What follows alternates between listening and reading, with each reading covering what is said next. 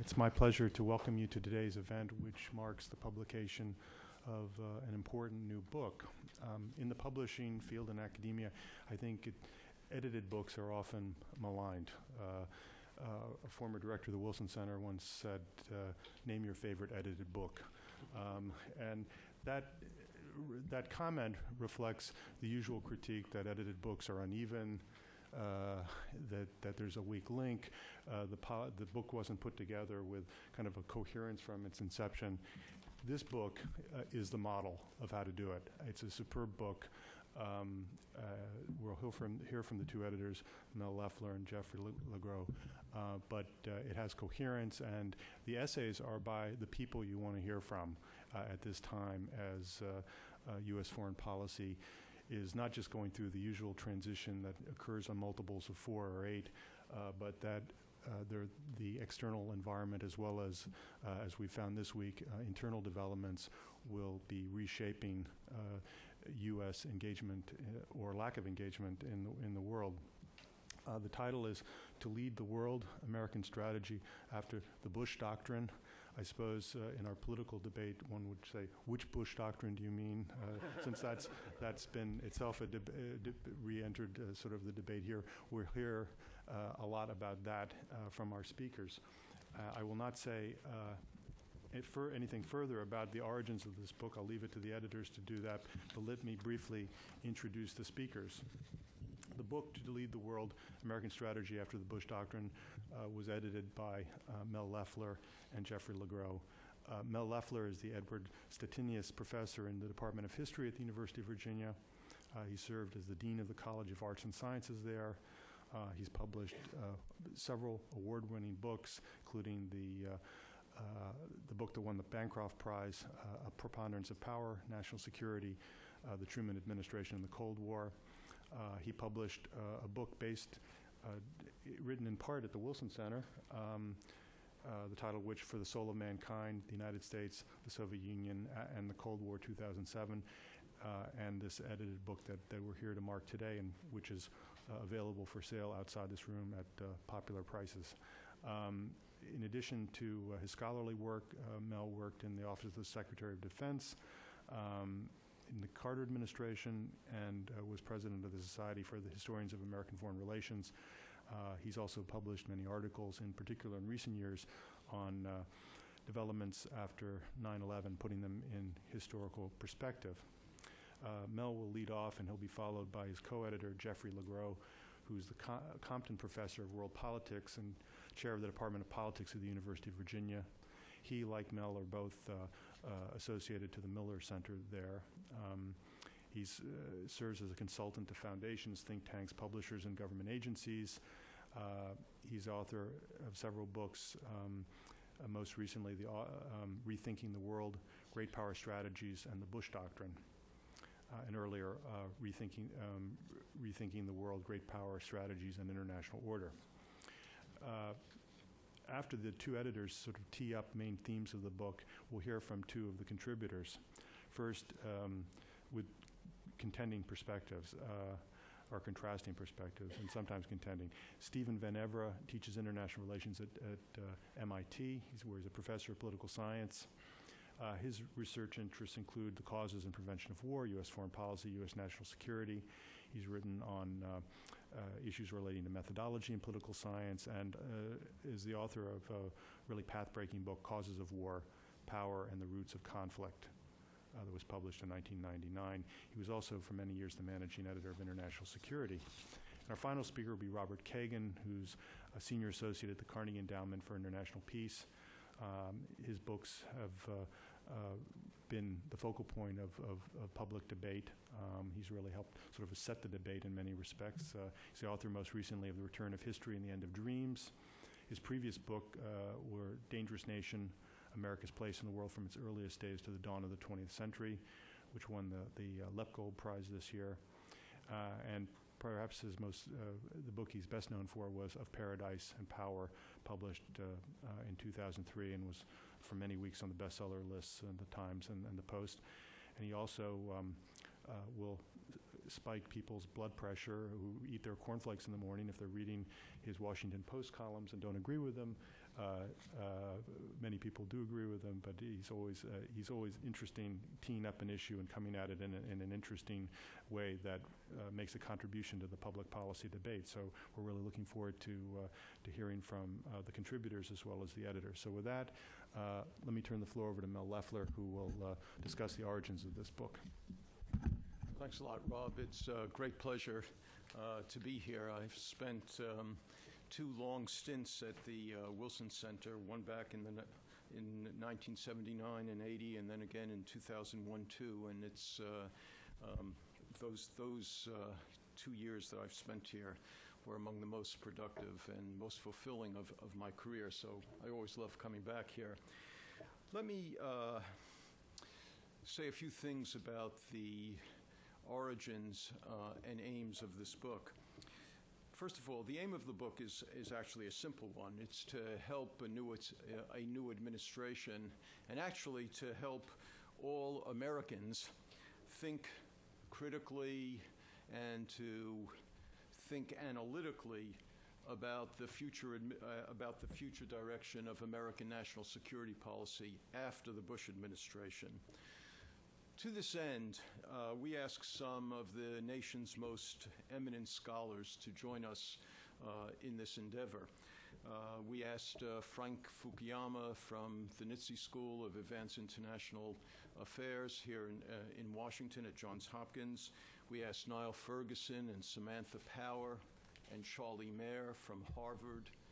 We asked David Kennedy from Stanford, Steve Van Evera, who's with us today, from MIT, Bob Kagan from the Carnegie Endowment, John Eikenberry from Princeton, Jim Kurth from Swarthmore, Barry Eichengreen from Berkeley, and Doug Irwin from Dartmouth. Now, I know many of you are familiar with the books, essays, and chapters of these scholars, and you know very well that they come from different disciplines. They have different political dispositions, and they have very different analytic assumptions. Some of them are historians, some are political scientists, some are IR experts, some are economists. Some have worked in the government, as you know, and some have never been in the government. But we asked all of them to do the same thing. We asked them to write a basic national security paper for a new president. As you know, almost every administration since the Cold War began, and certainly after the Cold War, has written this sort of a basic national security paper. In fact, it's now mandated that administrations do this as a result of the Goldwater-Nichols Act of 1986. But we prodded our contributors to transcend the usual generalizations and what some of us think are the frequent platitudes that go into these basic papers. We asked them to identify threats and to specify goals, but more importantly, we asked them to assign priorities to these threats and goals. We asked them to address the importance of values and to make judgments about the relative importance of values if such values clash with interests, as they sometimes do. Further, we asked each contributor to examine the domestic and international institutions and processes that go into making national security and foreign policy.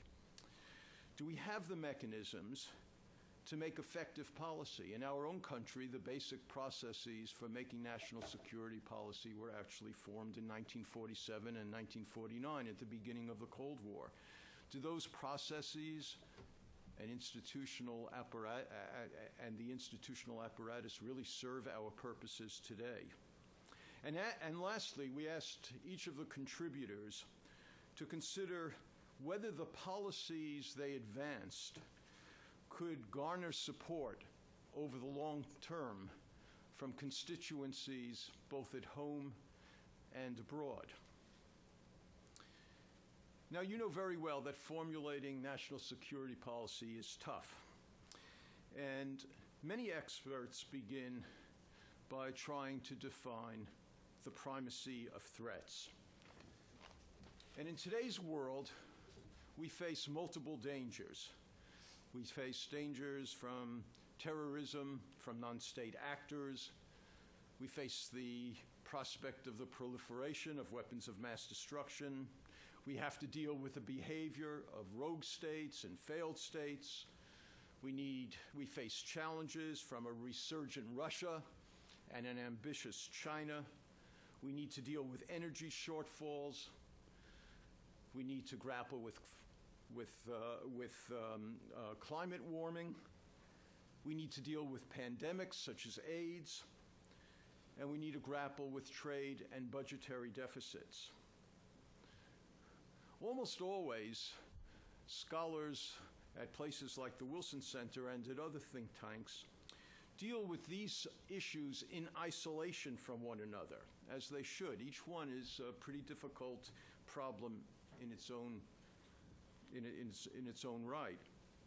But the beginning of any real planning has to start with a sorting of these items, with a certain degree of risk assessment.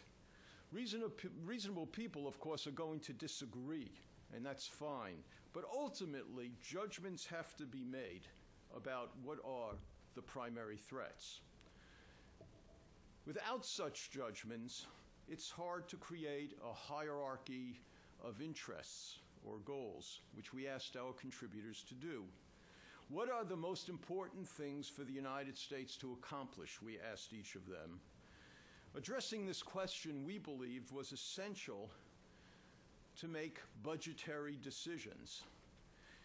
If we define our interests in terms of containing authoritarian regimes like Russia and China, for example, we're likely to focus on building up traditional military capabilities. But if we decide that the principal threats and our primary interests reside in, for example, overcoming energy shortfalls, or modulating the warming of the planet, or thwarting the spread of disease, we will then assign resources in very, very different ways.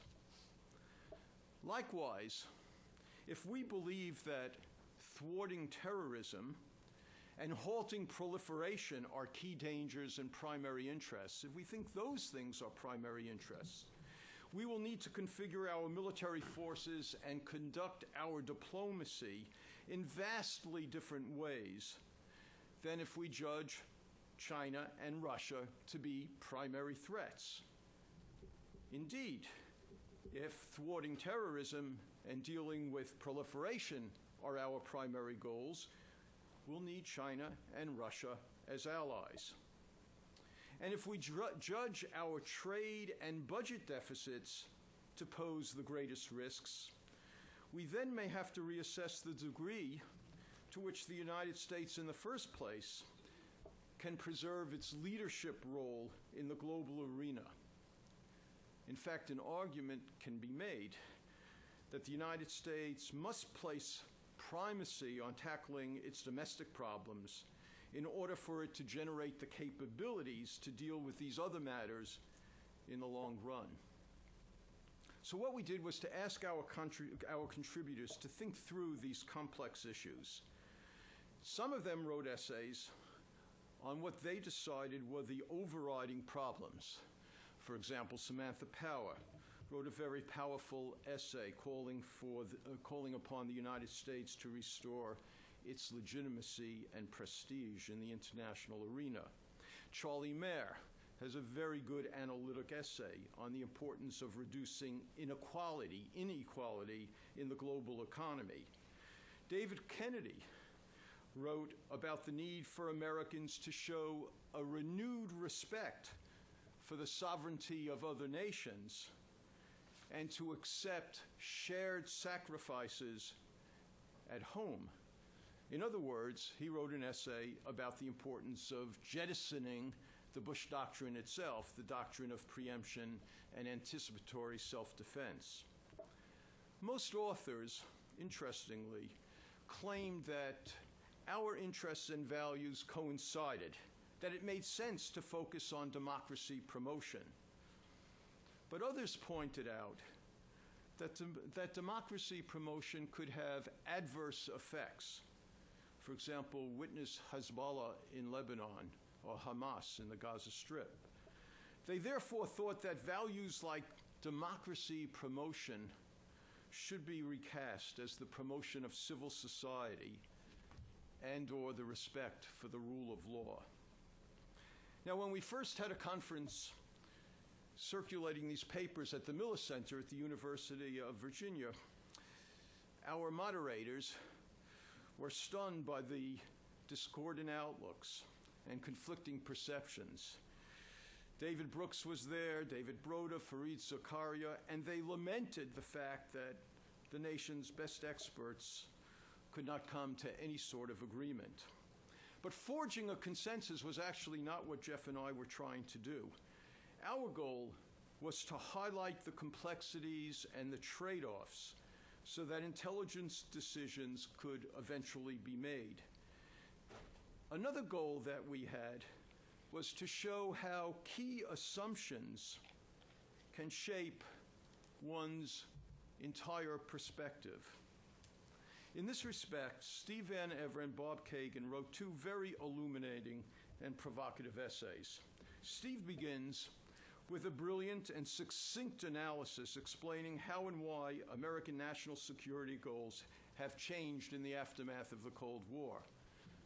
Bob Kagan, you won't be surprised to hear, totally disagrees.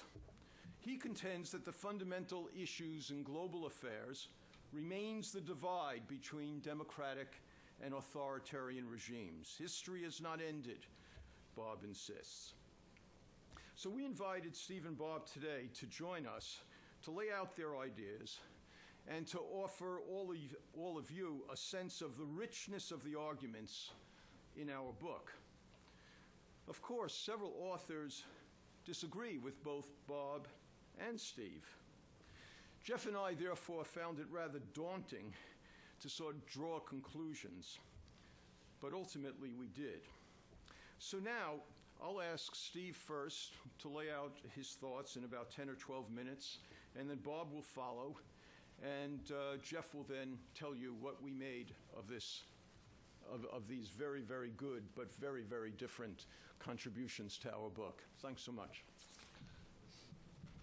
Thanks, Mel. Is that mic's on? I want to hand out an outline of what I'm going to say so that folks can follow a little more quickly. Let me just...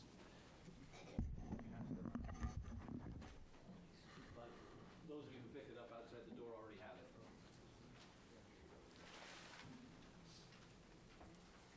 There'll be a quiz afterwards. There'll be a quiz afterward.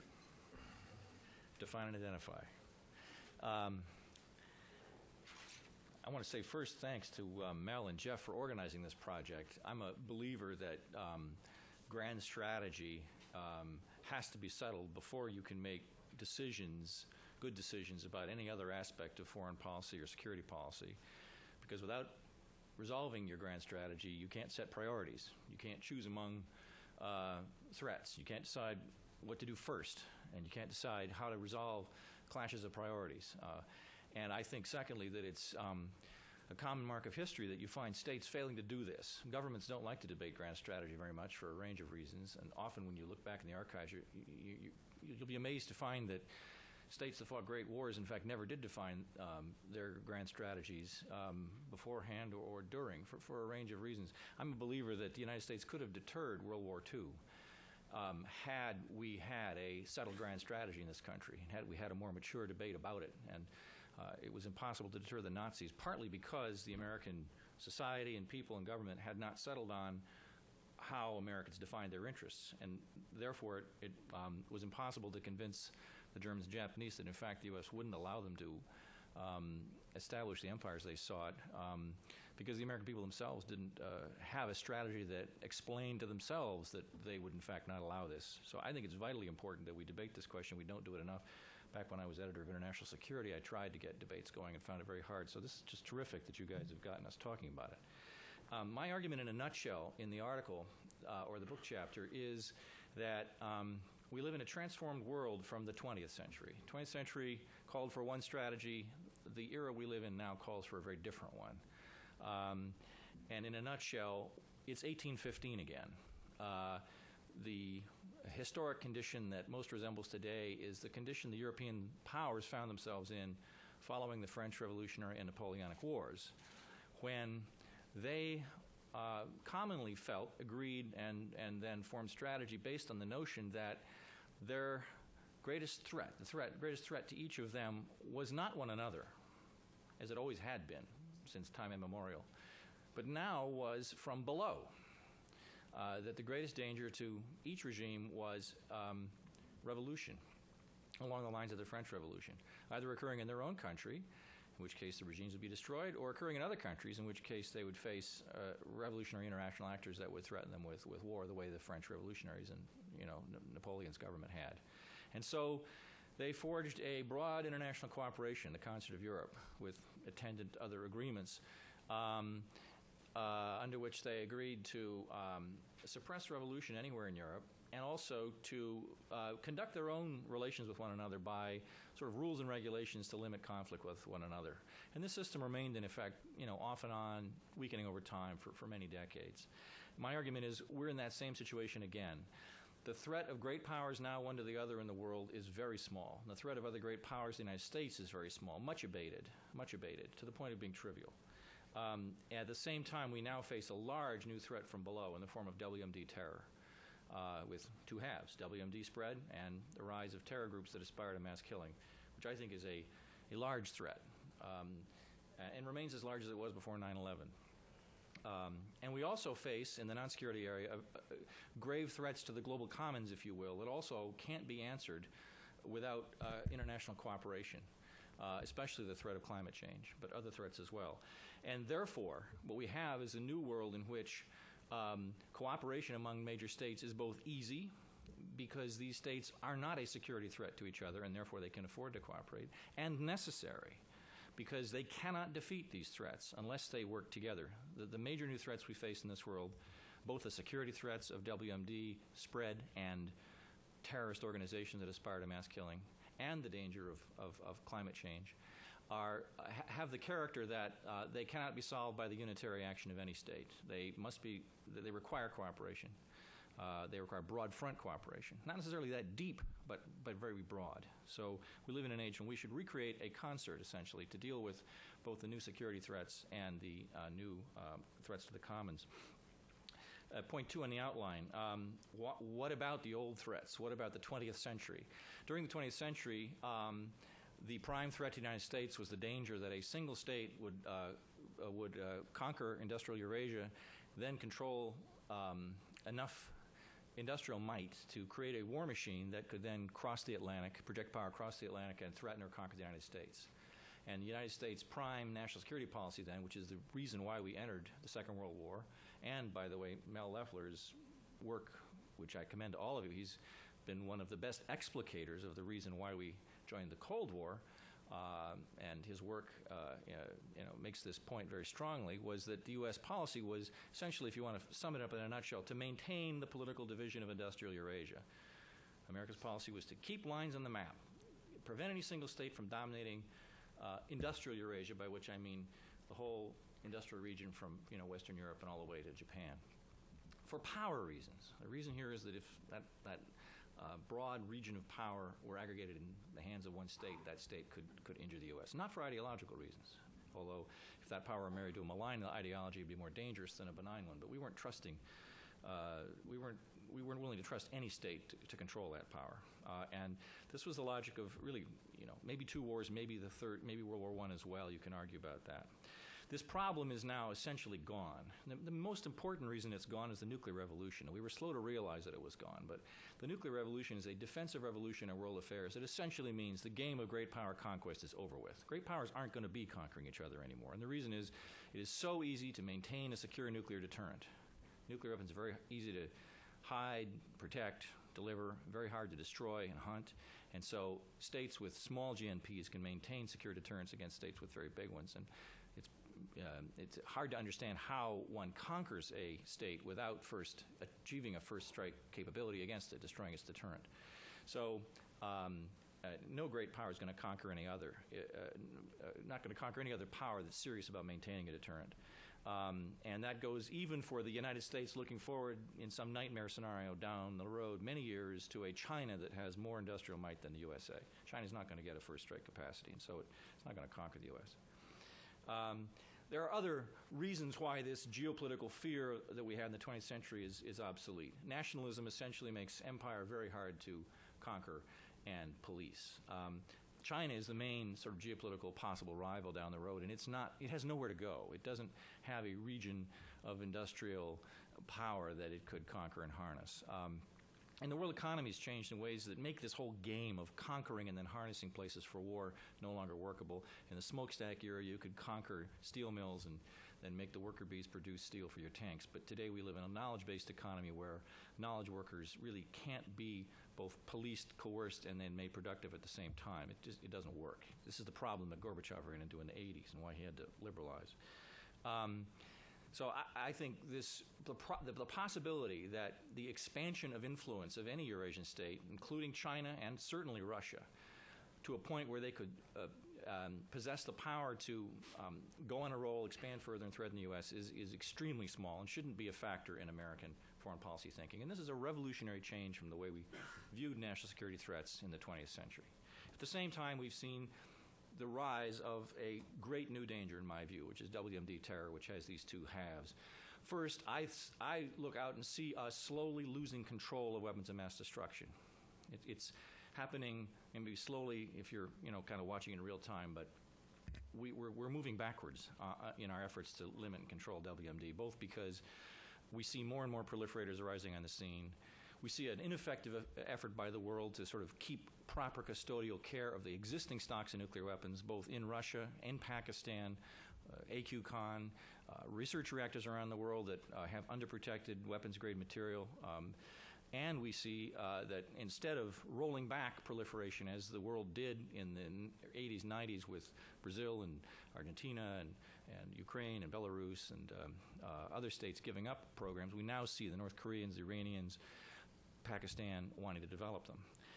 And we also see advances in bioscience that down the road, I fear, are going to give vast destructive powers to small groups and individuals. And that's a horrifying sort of possibility that we have to think more actively about. And we see the rise of a new kind of terror group that did not once exist. In the old days, the watchword was that terrorists want a lot of people watching, not a lot of people dead. Oops, excuse me. And there were no terror groups before the late 80s who sought mass killing. And today we see Al-Qaeda, which does. We saw Aum Shinrikyo, which does. And we see the rise of a rationale for mass killing in some religious communities where, especially worrying to me, are the rise of millenarian religious movements around the world, which view the end of the world as an event that is coming and is desirable. And one can see how that can be married then to a political ideology that might be the rationale for using weapons of mass destruction against civilization. And then we have yet other, moving on then to the problem of other threats to the commons. I think, global warming's been covered enough, but the science we've developed since the year 2000, I think, makes crystal clear that this is a very grave menace to civilization. What to do about this? Roman numeral 5, a U.S. strategy, form a global concert. And I think I said enough in the introduction that my recommendation rests on two core ideas. We can't solve these two problems I posed without broad cooperation. You can't defeat terror networks, in fact, if they have really a single redoubt, if they have a single large, friendly haven. How did Al-Qaeda come to be a powerful terror network? It was largely because they had a haven in Afghanistan which allowed them to establish a basing structure where they could mill thousands of people through a camp experience which was very empowering and motivating and led to the intense ethos among a large number of people that we gave rise to an enduring terror outfit. So you can't really say, well, we got most of the world on board against this, we're okay. No, you have to have sort of wall-to-wall cooperation against terror networks. And the same goes for proliferation. If you have one or two bad actors in the system who are willing to sort of break out of the non-proliferation regime and misbehave, and you have a serious problem. So you really need global wall-to-wall cooperation. I'm not calling for deep cooperation. I'm saying we need wall-to-wall global cooperation on police measures against terror in your own lands, against terrorists operating in neighboring places, and against proliferation activities, your own and others. But I'm not saying we need some kind of deep cooperation. It needs to be broad. How do you create a concert? I sort of outlined there 4 big ways to do it. The first is a prime goal of U.S. policy should be to peacemake among the major states and the major regions of the world. The U.S. is already more or less doing that under what Bob Art calls selective engagement. But we want to be a security provider in parts of the world that, especially those places that matter most, East Asia, Europe, and Mideast. This imitates Bismarck's policy of the 1880s when he kept peace in the areas around Germany by being a security provider. You want to have an American foreign policy in which the U.S. acts in all ways to convince others that when the U.S. acts, it acts in their interests as well as America's. This should be a policy, in other words, that's directed at building American legitimacy by convincing others that others have an interest in America's success. That requires, for example, using unilateral preventive war. Do it rarely. Seek allies before you move abroad. Speak to others in respectful tones. Consult others before you act, even if you don't terribly much intend to do exactly what they want. Reach a modus vivendi with China and Russia, or pursue one. My policy toward China and Russia is the opposite of the McCain policy of pursuing a League of Democracies. I believe the United States needs to forge cooperation with them. I would apply a very simple rule to the U.S. policy toward those states, which would be the great power golden rule. Recognize that these are major states, that in general the golden rule is a fairly good idea to organize the world around, and understand that since time immemorial, it's been an understood rule of international politics that states are permitted to be the prime rule makers right on their own periphery. That things they care about more than others, you let them make the rules. States are granted a backyard or a sphere of influence, and the U.S. has always demanded that. Witness all our many interventions in the Caribbean down through the ages. So will they, and the U.S. should accept that. How should the U.S. engage against terror? I outlined the 6 prime missions that I think are needed to defeat terror worldwide. My view is that the Bush administration has had a one-dimensional war on terror in which they've emphasized the military intelligence offensive abroad. I want a much broader war that involves and includes a war of ideas, a serious one, which we have not had. A serious effort to stop conflicts abroad that feed Al-Qaeda, which the conflicts around the Muslim periphery all do. A much more serious effort to lock down loose weapons and materials abroad, and so forth. And I think we should elevate global commons issues to a much higher level in our foreign policy. What is the answer to global warming?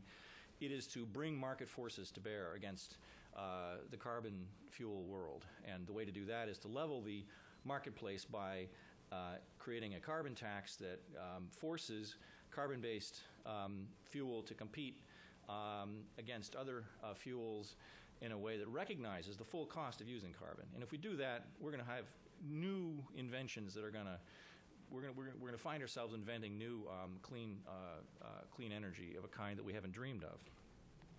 Finally, what are the impediments to a concert strategy? I don't expect my proposal to succeed because I think the impediments to it are enormous. I think that we have American domestic foreign policy lobbies that aren't going to like it. We have East European lobbies, the Polish lobby, the Baltic lobby, others who are going to not like this. We've got a new Georgia lobby that I hadn't really known about before, but that seems to be out there. A Taiwan lobby that's not going to like an accord with China. We have human rights groups that are going to say that human rights has to take top priority, and hence a confrontation with China and Russia is necessary. We have an American public that I think doesn't, I believe, an insufficiently historical people. Public culture doesn't recognize, knows too little about world history. And so the logic of my proposal rests on the 20th century being a certain way and different from the current times, and without a deeper public sort of discourse about history, it's going to be hard to sell this policy. And lastly, I just want to say that the proposal I make differs sharply from the neoconservative worldview.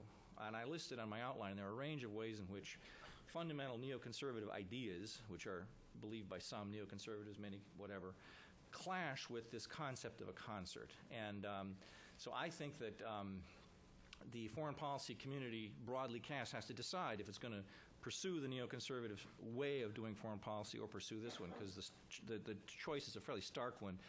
My policy is not compatible with the neoconservative worldview. How's that? Thank you.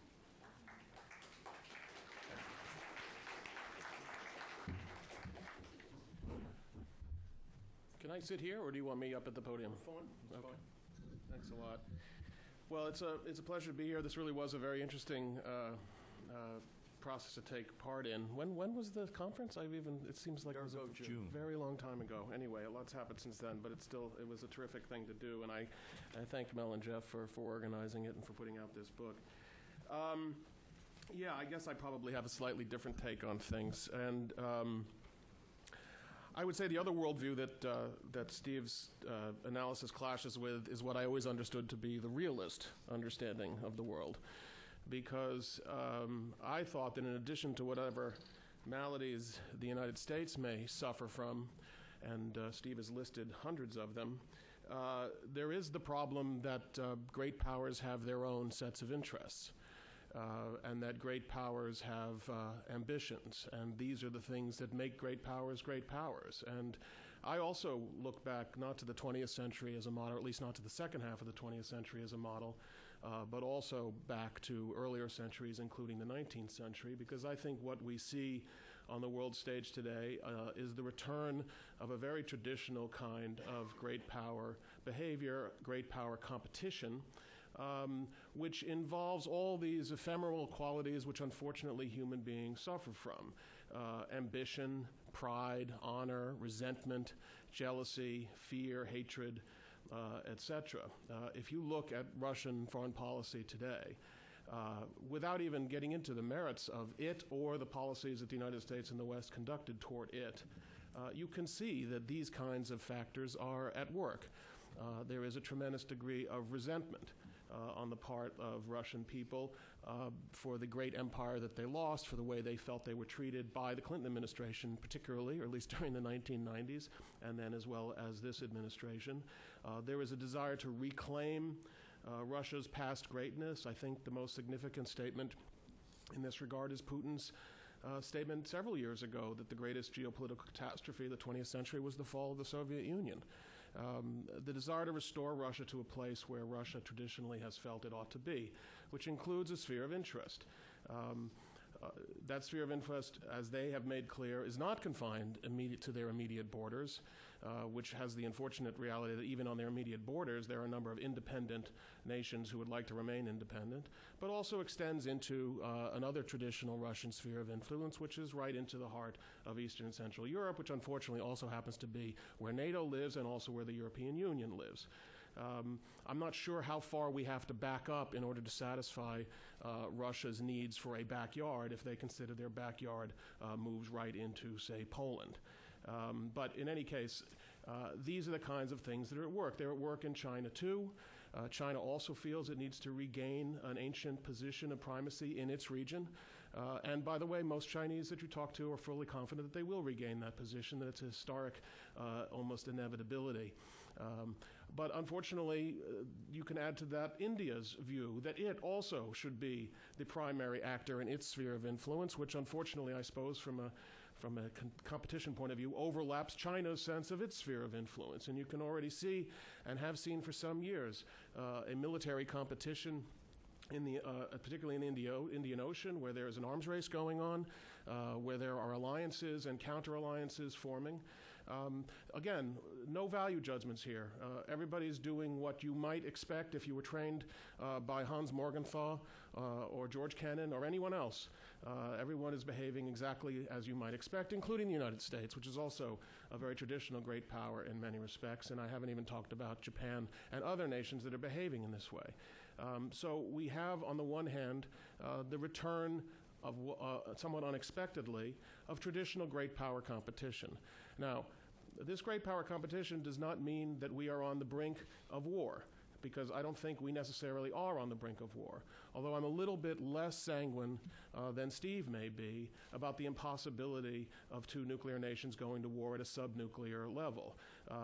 I don't know. I seem to recall reading when I was in college that we came very close to going to war in the Cuban Missile Crisis. I'm not sure that's actually true, but in any case, that's what we were taught, that it was at least a theoretical possibility. And I must say that I found the most recent conflict in Georgia close enough, or rather too close for comfort, when you have American warships and Russian warships sailing around the Black Sea.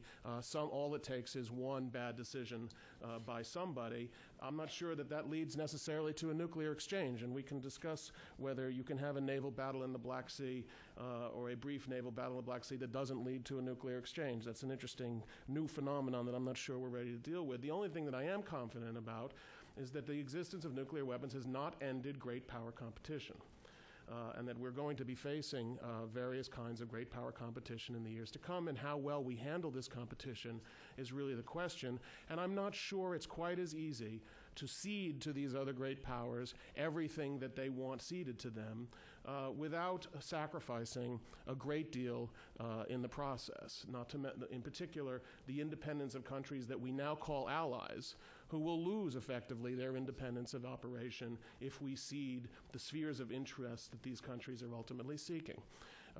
Traditionally, by the way, as a historical matter, there have been wars of conquest, but there have also been wars that did not begin as a goal of conquest. They were usually wars to settle outstanding disputes, which have turned into major wars. Not every war is a war for conquest. And I don't even agree with the analysis of American strategic concerns during the Cold War. I don't think, at the end of the day, the only thing that we cared about was whether the Russians, having conquered Central Europe and Europe, were then going to get on their boats and sail across the ocean and conquer us. I think it was sufficient in our concerns that they would dominate Europe, and that this was not just necessarily a matter of us getting directly conquered, but that their control of Europe would be significant. I think it's fanciful to imagine that it's impossible in the next 10, 20, or 30 years that similar issues might arise, having to do not necessarily with the industrial heartland of Europe, but with access to energy and other matters. These are the kind of traditional issues that great powers have competed over and occasionally gone to war over. I'm not as sanguine as Steve is that this is impossible, though I certainly hope and believe that it's not necessarily in the offing. Then, the unpleasant problem of the fact that we are not all the same. We are not all the same in terms of what we believe about how the human race ought to be organized, how governments ought to be organized. Does this matter? I think it does matter. I think that we have been engaged in a kind of back and forth. We don't like to admit it sometimes in the West, but we have engaged in a kind of ideological competition with both Russia and China, but particularly with Russia. When we support opposition groups in Georgia, and I think this was even before the emergence of this powerful Georgia lobby, when the West, including the EU, including Javier Solana, traveled to Georgia, supported the Rose Revolution, when they supported Ukrainian elections to elect an anti-Russian leader, we believed we were supporting democracy and all that's good in the world, and the Russians saw this as a geostrategic act of aggression, and that's the way Putin sees it today. Putin saw the election of pro-Western democratic governments in Georgia and Ukraine as a threat, partly because they were pro-Western and democratic.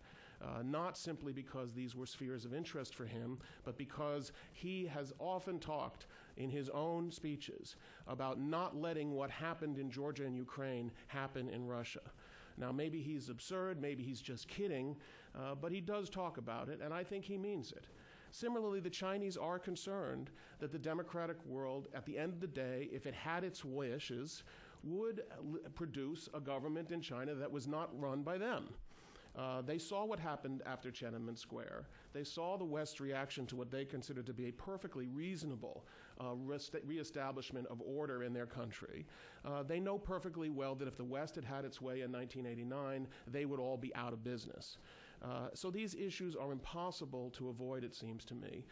But they particularly raise a problem both the geopolitical competition, the traditional great power competition, and to some extent this competition between autocracy and democracy or liberalism, which, by the way, also characterized the 19th century and led within a very short period to a schism within this great concert of Europe. It was only a matter of a few years after the end of the Napoleonic Wars, before Britain began distancing itself from the Tsar's policies and from Metternich's policies, and that became part of the drama of the 19th century.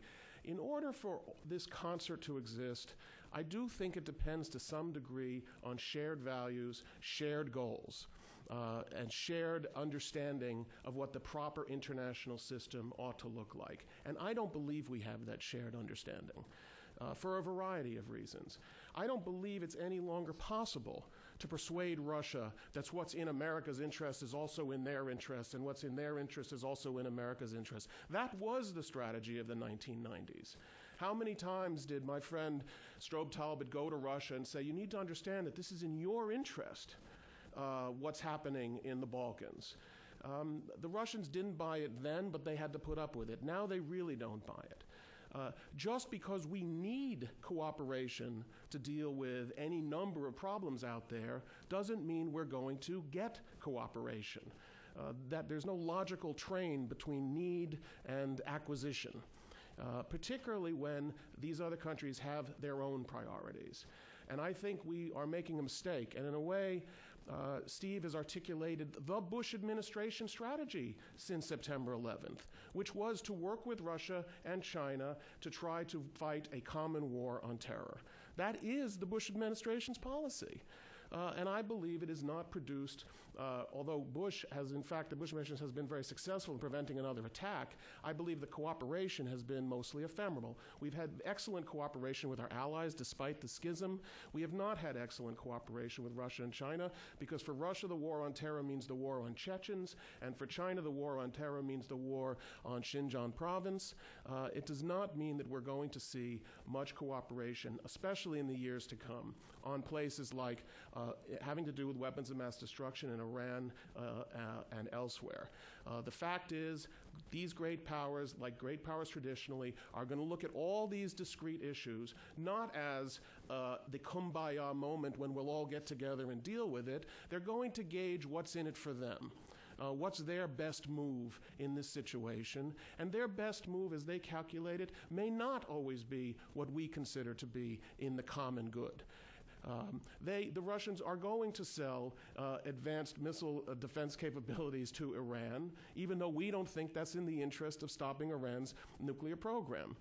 They're going to do it for their own reasons. And this will even fall, unfortunately, into the issue of climate change.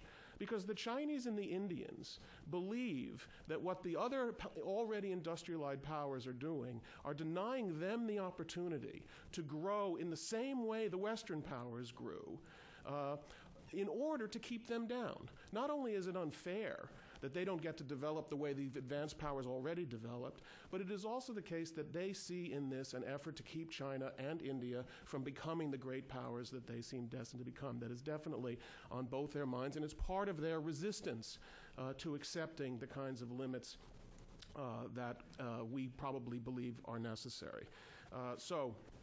Now, does this mean that we are now engaged in another Cold War? Does this mean that we are no longer cooperating with others, that we're not talking to these countries, that it's all autocracies line up on this side of the room and democracies line up on that side of the room? Of course not. That's never the way the world has operated. In that respect, I'm not even sure it operated that way during the Cold War with the Soviet Union, but if it did, that was an anomaly. We, as in the past, are going to have relationships with these countries on multiple levels. Some areas we will be cooperating. I think the United States and China have tremendous codependence when it comes to their economy, and some areas there will be competition, as in what I think will be the clashing interest between China's ambitions in its own region and the United States' belief that it must remain in a state of primacy in that region. And so these things are going to complicate our delightful efforts to find the happy condominium in the world that we might all seek, but which I think is not really available to us. And so it may be that WMD is the most important thing we have to worry about. That doesn't mean we're going to be able necessarily to get the cooperation we need to deal with it. So we're left with the very complex reality of the very complex world, that everything we try to do is going to be difficult. And there is not a simple answer available, either outright confrontation or a concert. I think we're going to have to steer through rocky shoals. Thank you.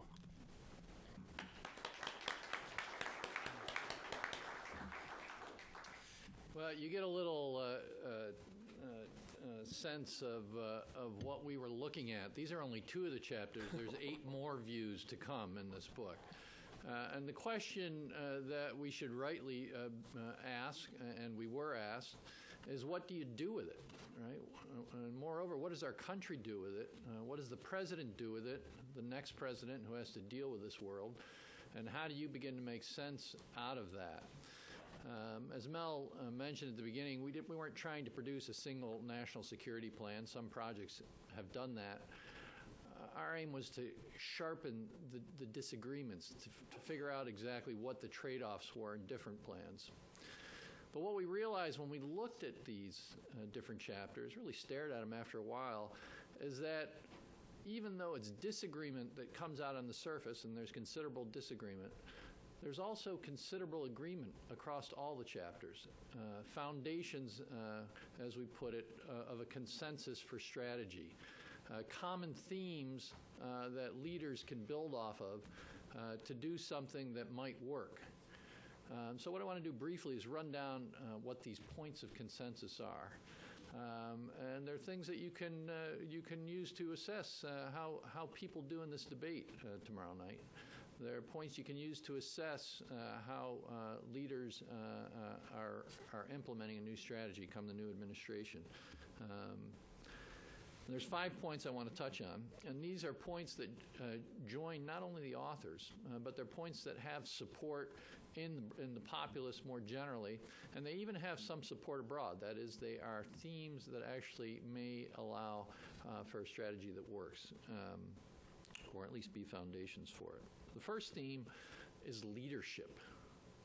Despite these authors coming from the very left to at least somewhat on the right, they all agreed that U.S. leadership in the world was absolutely necessary. So when you read the title of the book, To Lead the World, I mean, your first reaction must be, how arrogant, how arrogant. You know, somewhere Leffler's friends were saying it must have been Legro, because Mel Loeffler's like that, not like that. And somewhere Legro's friends were saying, yeah, it was Legro.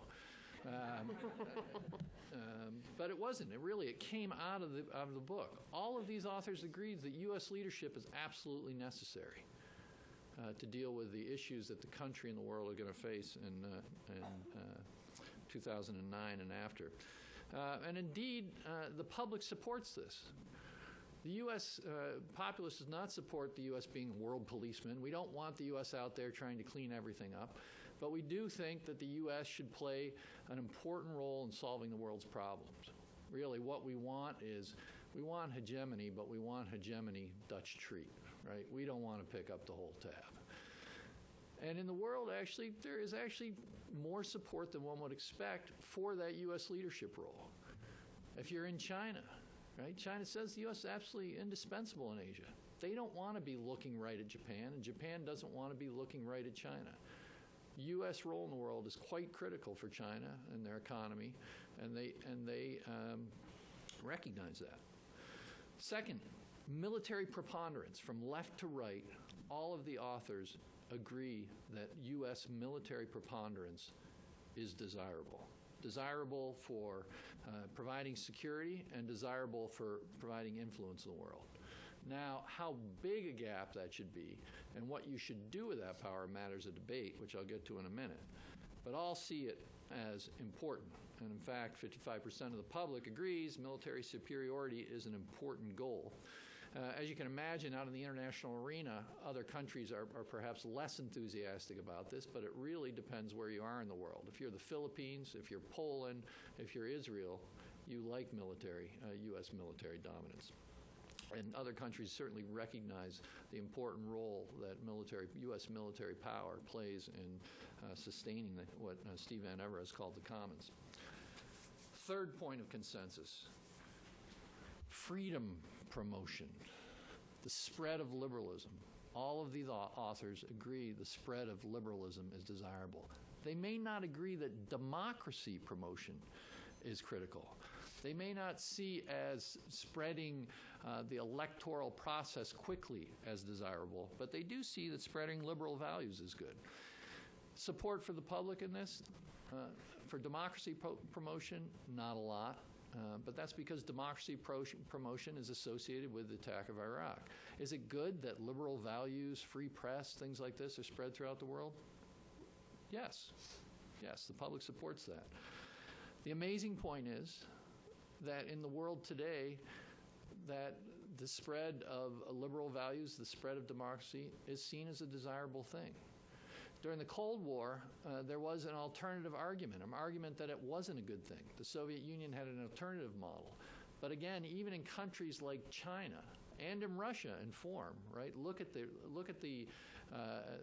extent they go to try and mimic a democratic,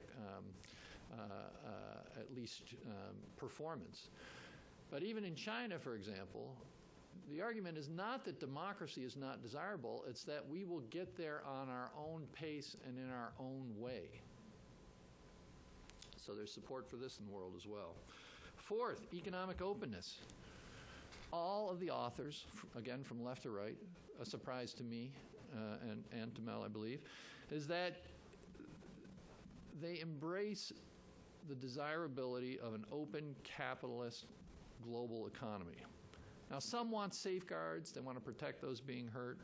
They're concerned about inequality. They want some sort of offsets to deal with those who are particularly hurt by the open economy, but all see it as desirable. The public.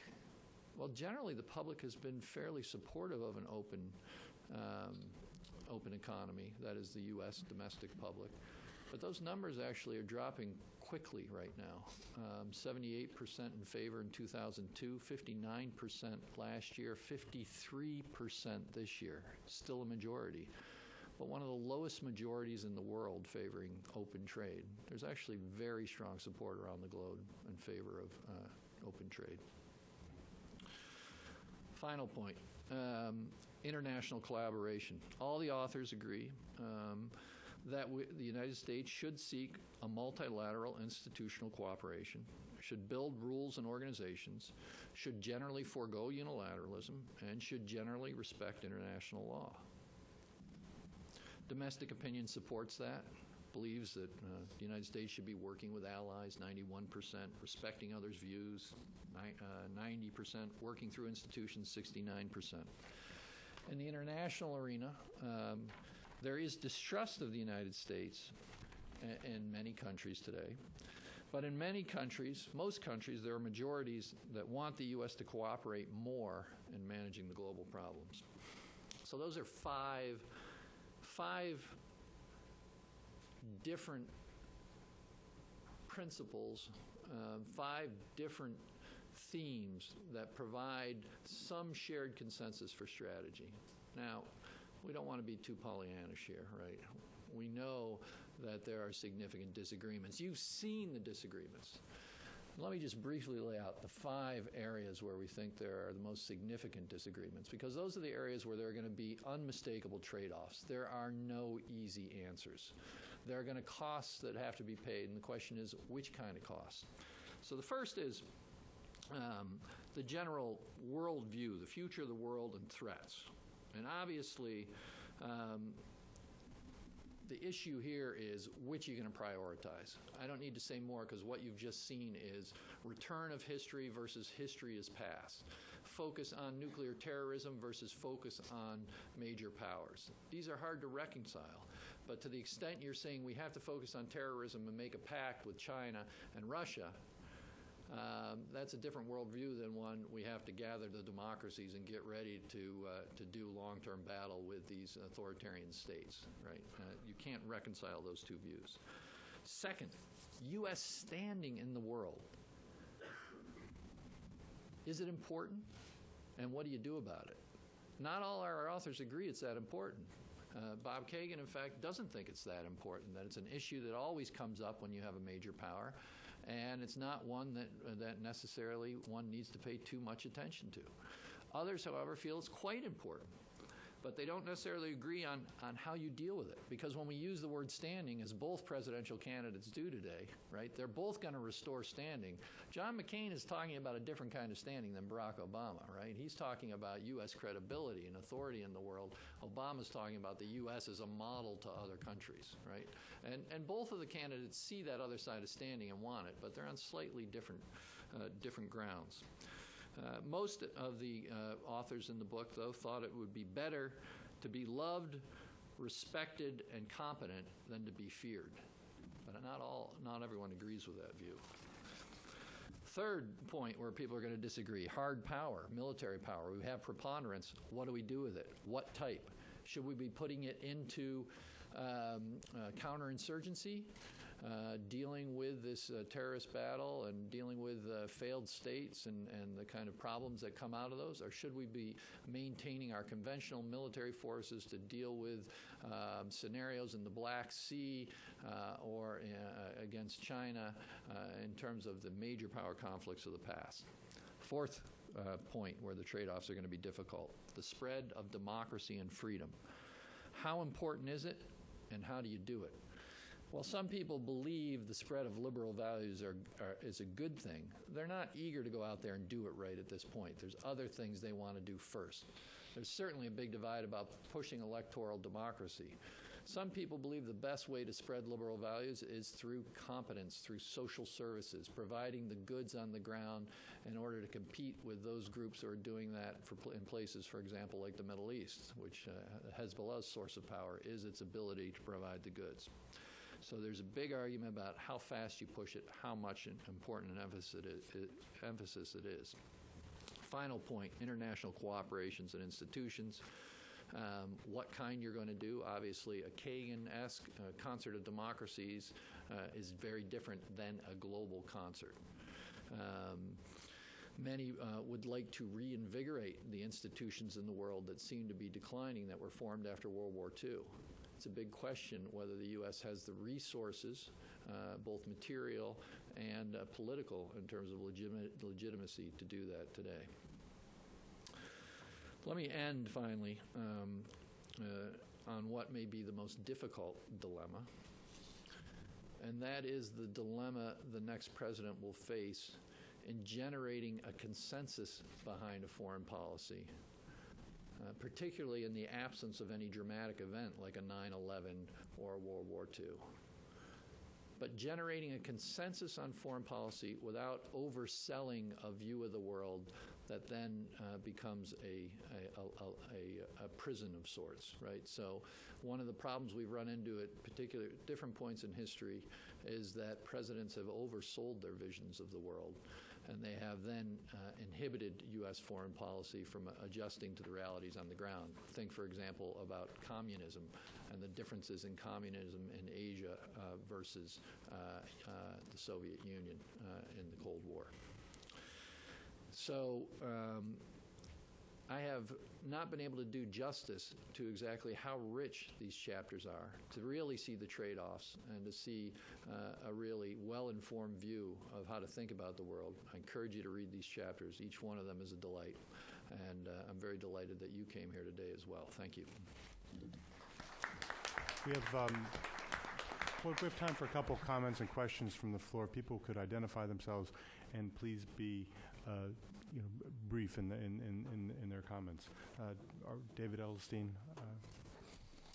David Edelstein from Georgetown and the Wilson Center this year. Quick questions for both Steve and Bob. Steve, I saw you give this presentation in Boston a few weeks ago, and everybody I know left the room saying, where did Van Ever the realist go? As I think sort of Bob Kagan has suggested. And I wonder, as somebody who's typically thought of as a realist and having sort of a healthy skepticism about cooperation, what now leads you to think that these sort of the typical kind of impediments to cooperation are now going to be able to be overcome when in the past states have had common interests and still found it difficult to cooperate? For Bob Kagan, your premises are very realist, but you didn't really give us a sense of whether the sort of arguments you then draw from those premises are similarly realist, right? In the sense that kind of negotiating those rocky shoals you identify, right? Would you kind of follow from that with what a realist would traditionally say and talk about balancing and using alliances and kind of very traditional means? And as you know, most people thought of as realists were not particularly sort of enthusiastic about doctrines of preventive war, for example. And do you think that sort of realists are mistaken in that, or do you depart from realists in the conclusions that you draw from those premises? Do you want to collect a few questions, or do you want to just address these? Pardon? Let's address them. Okay. Sure. Good. Well, realism and my concert strategy, I'd say it's half realist and half liberal in the sense that I'm calling for the marshaling of power against a new threat, and I'm departing from your typical realist canon by saying that threat is not coming from nation states. Realists tend to think of nation states as the key actors in the world, and I'm saying, fine, sorry, got bad news for you. There's new kids in the block that really matter here. I do believe non-state actors that aspire to WMD terror pose a grave threat. And that's a key, by the way, research question that I think people ought to, view as something up for debate, and let's study it. So, okay, I'm off the liberal canon there. But in terms of can you marshal alliances against threats that stem from arrangements of power, I think that's a very traditional sort of realist way of thinking, that international politics is in the end about power. What's worrying me most of all is a new shift in power from states to non-state actors. So I'm thinking about power 24/7, and I'm worried that power is changing its shape and form and distribution in ways that are going to be very difficult for us to cope with. And I'm trying to devise counterpower strategies for addressing that, trying to marshal the power of those who have an interest in cooperating against the new threat, WMD terror, the spread of WMD to non-state actors in a way that's effective. Now, your traditional liberal view, in the small L or big L or whichever L view, human beings just have a common interest and they can cooperate because they really don't have conflicts. My view is much more that the great powers of the world today can cooperate because they have a common interest, but that common interest stems from conflict with others. In other words, they're driven together by the common threat they all face. So I don't feel myself echoing really the sort of Woodrow Wilson, Kant, tradition of liberalism that argues we live in a happy world where, kumbaya, we all get along. Instead, I'm sort of living in a 1941 world where we have to cooperate with some really bad guys like Stalin against people who are even worse like Hitler because we all have to be safe. Well, I'm also half realist and half liberal, I guess. I like that phrase. But, I guess let me just respond to that because I think this is the interesting question. I mean, I have to say that having lived in Europe for 6 out of the last 8 years, I don't think anyone else in the world agrees with this assessment that the number one overriding threat to everyone is this threat of terrorism and weapons of mass destruction. I mean, I think that's a very common view in America. It's a very uncommon view in Europe. I'm sure it's not a common view in Russia and China, and that's the problem. We have always said after September 11th, okay, world, we're all in this together. And although the world had tremendous amount of sympathy for what happened to the United States, then the world never shared this fear. And that's why it's very hard, in my opinion, even if it's the right thing to do, it's very hard to get this kind of cooperation. We've gotten cooperation from our democratic allies, largely because they're our democratic allies. And they do fear terrorist attack, but the average person does not say that's their number one concern.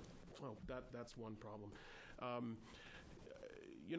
My view of what I just feel like, I hate these terms, realism, neoconservatism, liberalism. I mean, my sense of reality is that A, there is great power competition, but that B, regime matters.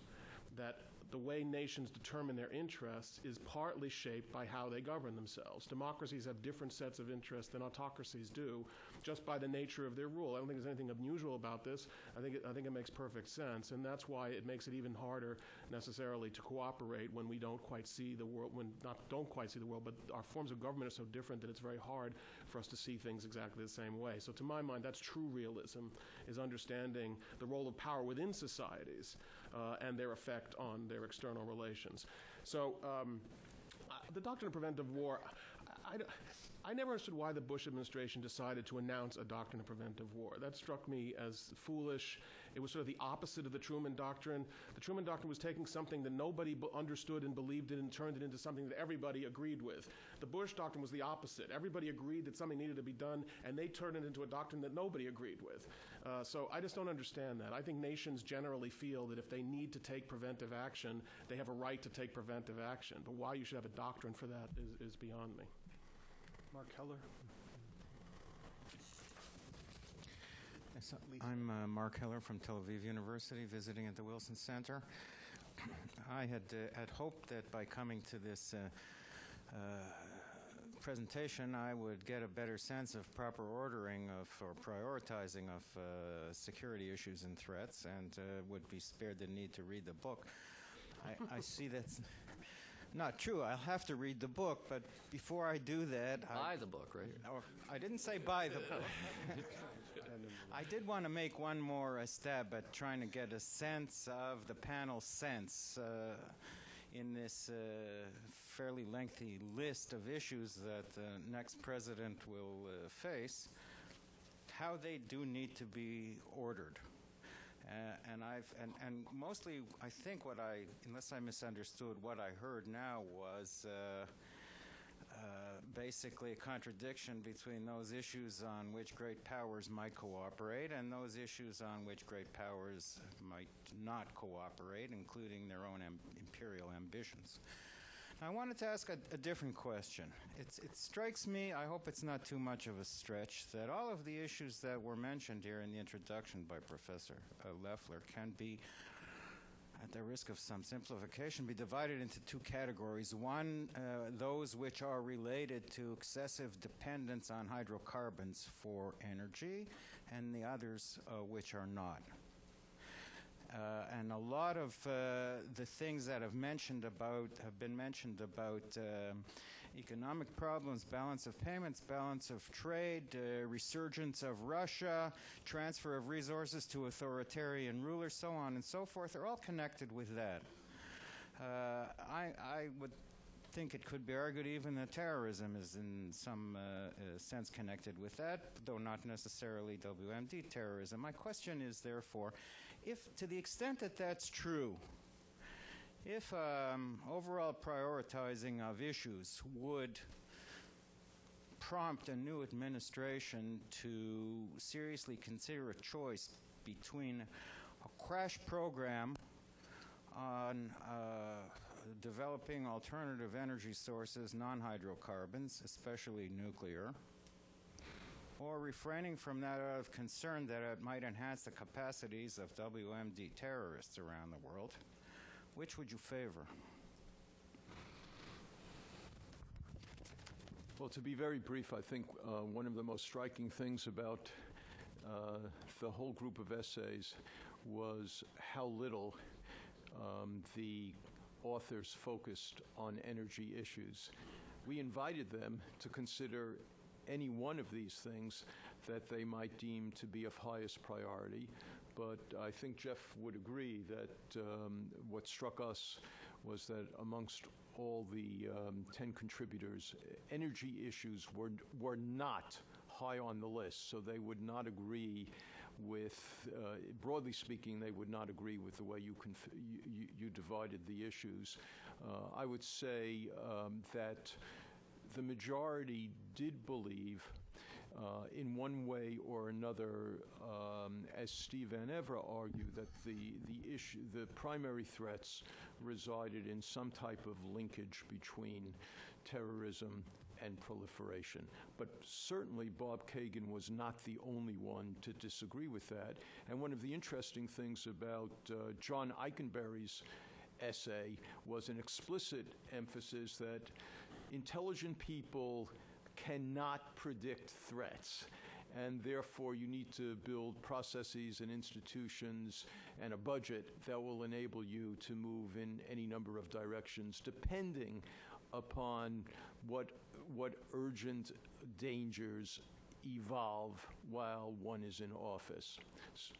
So I'll leave it at that. I think I have 3 people on the list I'd like to get to, and because we do have a reception to go to, and I'd like to let each of them make brief comments and then give the panel a final opportunity to respond. First, one of our fellows, Lisa, then Professor Curtis, and then Don Wolfensberger. And that'll Thanks. Lisa Lotte Odgaard, Royal Danish Defence College in Wilson Center. I have a question for the people who talked about the concert. Your job was, of course, to look at the U.S. or the possible U.S. contribution to creating a concert, but I wondered if China also has a contribution to make in establishing a concert, because it seems to me that in later years, China has sort of taken the moral high ground in the sense that it has become a principal defender of the UN system. It establishes fora for conflict resolution between U.S. and North Korea. It does a lot of things towards preserving multilateral institutions, security institutions included, or at least you could make that argument. So I wonder what your thoughts would be on that. Thanks. China sort of stakeholder. Don Wolfensberger. Yes, I'm Don Wolfensberger of the Congress Project here at the Wilson Center. Picking up on something that Bob Kagan said, that regimes matter, how societies govern themselves, the role of power within a society. Turning that inside, I know your assignment was to look to have a memorandum for the President on the first day of office on foreign policy, but I'm wondering, did any of the chapters deal with the relationship between the President and Congress in developing foreign policy? Because it seems to me there's been a lot of criticism in the last 8 years that Congress has been completely dealt out and should have perhaps played a greater role in pushing back at times. Thanks. And finally, Professor Curtis. Okay, I'm Dr. Willie Curtis from the U.S. Naval Academy. I was interested in your suggestion that we establish a concert similar to the one in 1815, and we know that that concert was among 5 major powers who essentially decided that they would manage the international system at that time. Now, let me propose this, is that an international system based on what I would define as strategic multipolarity, not defined in the regular way that, it's more than one poles or the 5 powers. I'm suggesting that with the advent of nuclear weapons, even a country economically deprived as North Korea will have a great deal of influence, all out of proportion to its economic and possibly political status in the region. And yet it will provide constraints that would limit the intervention on the part of the major powers. So how do you deal with this system which I'm defining as strategic multipolarity based simply on the region of powers acquiring at least a small arsenal that's going to constrain the intervention and affairs of the major powers? That concert of Europe, which I think lasts from 1815 to 1854 with the Crimean War, was based upon those 5 powers agreeing to manage the system. They weren't constrained to the extent that I think nuclear weapons provide small states the ability to constrain intervention or on the part of larger powers. Thank you. Well, that's a kind of a smorgasbord there of issues. So I think the China piece may have been specifically directed to Bob Kagan, but Jeff. Why don't they answer first? Okay. Why don't we just go from my left to right, Bob Kagan, and then Steve. Well, let me address the question of priorities, because I think that's obviously a key question. And I think the problem about terrorism and WMD is that there's a paradox to it. There's only a small group of people in the world who would like to set off a nuclear weapon in New York City or Washington or someplace else, and it's got to be the number one, beyond all other, priority of the next president to prevent that or something similar to that from happening. So in the terms of priority, that is obviously the priority. The problem is, I think where I worry is that I don't think that's a sufficient paradigm for our foreign policy. And, containment was an insufficient paradigm, but it was a heck of a lot broader than preventing this relatively small group of people from doing something to us. So the paradox is it's got to be the highest priority, but it should not be the driver of your entire foreign policy because there's too much else going on in the world. One of the other things that's going on in the world is the rise of these great powers who are not, as I think, in agreement with this priority, which means you're going to have all kinds of disagreements about that. So that, I think, that's to me the paradox that we have to live with. And so that's my attitude towards the priorities. You know, one really has to be careful about making too much of the Concert of Europe of 1815. That concert had one goal. It was not the management of the world. They still were competing for influence and access to in the rest of the world. It had one goal. It was to prevent another French Revolution. It was to prevent revolution. And it broke down almost immediately because when the Tsar and Metternich wanted to quash a revolution in Spain and wanted to go into Italy and wanted to go into the German principalities, the British didn't think that was a great idea because the British thought it was a good thing to have liberal revolution after a while, after they got over the shock of it. And so we don't have a similar common attitude even briefly now. So I think it's very hard to recreate that. And so on the question of concert and China playing this role, I would like to see China enter and support an organization in its region where it was not the only really big power. In almost every activity that China undertakes in its region, it tries to keep Japan out, or it tries to keep India out, or it tries to keep the United States out. China would like a lovely East Asian concert in which it's it and all those Southeast Asian countries around it, and that's the kind of arrangement it wants, which I understand totally because Americans like that same arrangement with the OAS. That's why we created the OAS. That was a nice concert of Latin America and the Western Hemisphere. That's what the Chinese would like. When I see the Chinese saying, yes, I want to have a concert with India and Japan and the United States in which we're all equals, I will be more persuaded that that's what China's interest is. But right now, China uses these diplomatic efforts as a means of asserting diplomatic hegemony in the region, which is, again, totally understandable, but contrary to this idea of global concert, it seems to me. Thank you. Steve? I'll say several things. First is that I agree that, shall we call them crazy states or aggressor states, preclude a concert. So if we have major states in the world scene who are essentially against the status quo and decide for some reason to pursue aggression, then I think we're in terrible trouble.